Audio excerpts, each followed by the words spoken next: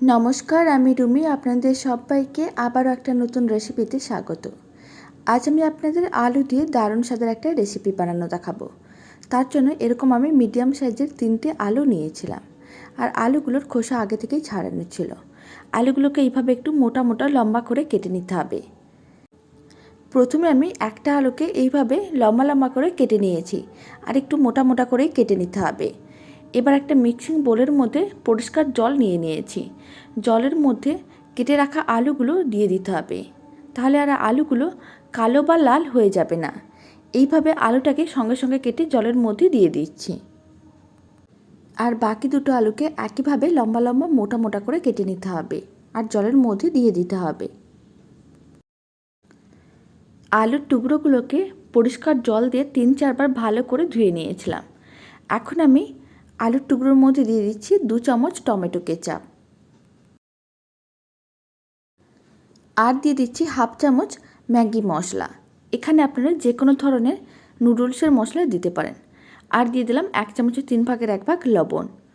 এখন কিন্তু খুব ভালো করে আলুর টুকরোর সঙ্গে মশলাগুলোকে মিশিয়ে নিতে হবে। টমেটো কেচাপ, ম্যাগির মশলা ও লবণটা খুব ভালো করে আলুর টুকরোর সঙ্গে মিশিয়ে নিয়েছিলাম। এখন আমি এর মধ্যে দিয়ে দিচ্ছি খুবই সামান্য পরিমাণ, মানে 1 চিমটের মতন বেকিং সোডা। বেকিং সোডাটাও কিন্তু খুব ভালো করে মিশিয়ে নিতে হবে। 1 চিমটের মতন বেকিং সোডা আপনারা দিতেও পারেন বা নাও দিতে পারেন, কোনো অসুবিধা নেই। বেকিং সোডাটা খুব ভালো করে মিশিয়ে নিলে বেশ মুচমুচে হবে, আর তাড়াতাড়ি কিন্তু আলুর টুকরোগুলো রান্না হয়ে যাবে। খুব ভালো করে মেশানো হয়ে গেলে এখন এর মধ্যে আমি দিয়ে দিচ্ছি 3 চামচের মতন ময়দা, আর দিয়ে দিচ্ছি 2 চামচ চালের গুঁড়ো। আবারও কিন্তু খুব ভালো করে একসঙ্গে মিশিয়ে নিতে হবে। এখানে আমি ময়দা ও চালের গুঁড়ো দিয়েছি, আপনারা চাইলে কর্নফ্লাওয়ারও দিতে পারেন। কর্নফ্লাওয়ার দিলে তাহলে কিন্তু আর চালের গুঁড়ো দেওয়া যাবে না, কারণ কর্নফ্লাওয়ার বেশ মুচমুচে করে দেয়। সমস্ত কিছু খুব ভালো করে মেশানো হয়ে গেছে, এখন এক সাইডে রেখে দিচ্ছি। এবার একটা কড়াইকে গ্যাসের ওপর বসিয়ে দিয়েছি।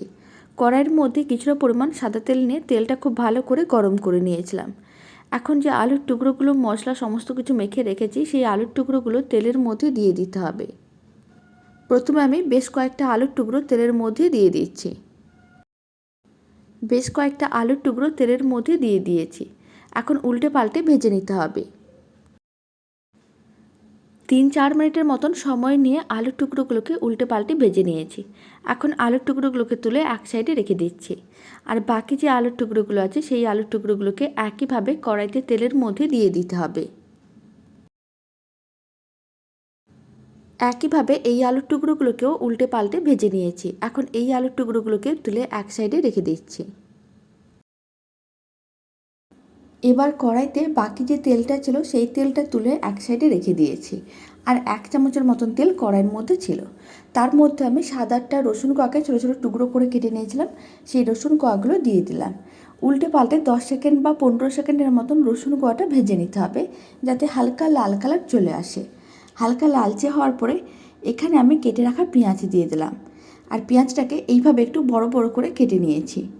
আর দিয়ে দিচ্ছি red bell pepper, yellow bell pepper আর গ্রিন বেল পেপার। বেল পেপারটা কিন্তু একেবারেই অপশনাল, আপনারা চাইলে কোনো একটা বেল পেপারও দিতে পারেন বা নাও দিতে পারেন, কোনো অসুবিধা নেই। আবারও ফ্লেমটা মিডিয়ামে করে 2 মিনিটের মতন নাড়াচাড়া করে ভেজে নিতে হবে। 2 মিনিটের মতন নাড়াচাড়া করে ভেজে নিয়েছিলাম। এখন আমি এর মধ্যে দিয়ে দিচ্ছি 2 চামচ টমেটো কেচাপ, আর দিয়ে দিচ্ছি 1 চামচ সয়া সস। টমেটো কেচাপ ও সয়া সসটা একসঙ্গে খুব ভালো করে মিশিয়ে নিতে হবে। আর দিয়ে দিচ্ছি 1 চামচের 4/1 লঙ্কার গুঁড়ো। সমস্ত কিছু একসঙ্গে খুব ভালো করে মিশিয়ে নিচ্ছি। আপনারা এই সময় কুচনো লঙ্কাও দিতে পারেন, খেতে কিন্তু বেশ ভালো লাগে যদি আপনাদের বেশি ঝাল পছন্দ হয়। এবার ভেজে রাখা আলুর টুকরোগুলো দিয়ে দিলাম। আলুর টুকরোগুলো কিন্তু সমস্ত কিছুর সঙ্গে খুব ভালো করে মিশিয়ে নিতে হবে। মিশিয়ে নেওয়ার পরে এইভাবে 2 মিনিটের মতো নাড়াচাড়া করে নিতে হবে, যাতে মশলার সঙ্গে আলুর টুকরোগুলো একটু ভাজা ভাজা হয়ে যায়। আর এই সময় স্বাদ অনুযায়ী লবণ দিয়ে দিলাম, আর দিয়ে দিলাম কিছুটা পরিমাণ ম্যাগির মশলা। খুব ভালো করে একসঙ্গে সমস্ত কিছু মিশিয়ে নিতে হবে। সমস্ত কিছু খুব ভালো করে মিশিয়ে নেওয়ার পরে 2 মিনিটের মতো নাড়াচাড়া করে নিয়েছিলাম। আলুর টুকরোগুলো মশলার সঙ্গে একটু ভাজা ভাজা হয়ে গেছে। এই সময় কিন্তু খুব ভালো একটা সেন্ট বেরোনো শুরু করে দেয়। আর এই রেসিপিটা খেতেও কিন্তু খুবই ভালো হয়। এবার একটা বাটির মধ্যে 1 বাটি জল আর 2 চামচ কর্নফ্লাওয়ার মিশিয়ে একটা মিশ্রণ রেডি করে রেখেছিলাম। সেই মিশ্রণটা কিন্তু কড়াইয়ের মধ্যে দিয়ে দিতে হবে। তারপরে মিডিয়াম ফ্লেমে এইভাবে 3 মিনিটের মতো নাড়াচাড়া করলে আপনারা দেখতে পাবেন যে মিশ্রণটা কিন্তু শুকনো হয়ে যাচ্ছে। আর এই দারুণ স্বাদের আলুর রেসিপিটা বানানোর জন্য খুব বেশি সময়ের প্রয়োজন পড়ে না, খেতে কিন্তু খুবই ভালো হয়। বাড়ির ছোট থেকে বড় যে কেউ কিন্তু খুবই পছন্দ করবে। অবশ্যই একবার বানিয়ে দেখতে পারেন। মিডিয়াম ফ্লেমে 3 মিনিটের মতন রান্না করে নিয়েছিলাম। আপনারা দেখুন রান্নাটা কিন্তু বেশ শুকনো শুকনো হয়ে গেছে। এখন ফ্লেমটা অফ করে দিচ্ছি। এবার এই রেসিপিটাকে একটা যে কোনো পাত্রের মধ্যে সার্ভ করে নিতে হবে। শেষ পর্যন্ত দেখার জন্য আপনাদের অসংখ্য ধন্যবাদ। বাড়িতে একবার বানিয়ে দেখতে পারেন। আর বাড়িতে বানালে কমেন্ট বক্সে জানাতে একেবারেই ভুলবেন না খেয়ে আপনাদের কেমন লাগলো। রেসিপিটি ভালো লেগে থাকলে আপনারা যদি রেসিপিটি ফেসবুক থেকে দেখছেন তাহলে পেজটিকে ফলো করে নেবেন। আর আপনারা ইউটিউব থেকে দেখলে চ্যানেলটি সাবস্ক্রাইব করে নেওয়ার অনুরোধ রইল। পাশে থাকা বেল আইকনটি প্রেস করে নেবেন নতুন রেসিপির আপডেট সবার আগে পাওয়ার জন্য। আর এই সময় আমি আপনাদের কেটেও দেখিয়ে দিচ্ছি আলুগুলো কতটা সুন্দরভাবে সেদ্ধ হয়ে গেছে। অবশ্যই একবার বাড়িতে বানিয়ে দেখতে পারেন, খেতে কিন্তু খুবই ভালো হয়। তো চলুন ভিডিওটা আমি এখানেই শেষ করছি। আপনারা সবাই ভালো থাকবেন, সুস্থ থাকবেন। আপনাদের সঙ্গে আবার নতুন রেসিপি নিয়ে দেখা হচ্ছে।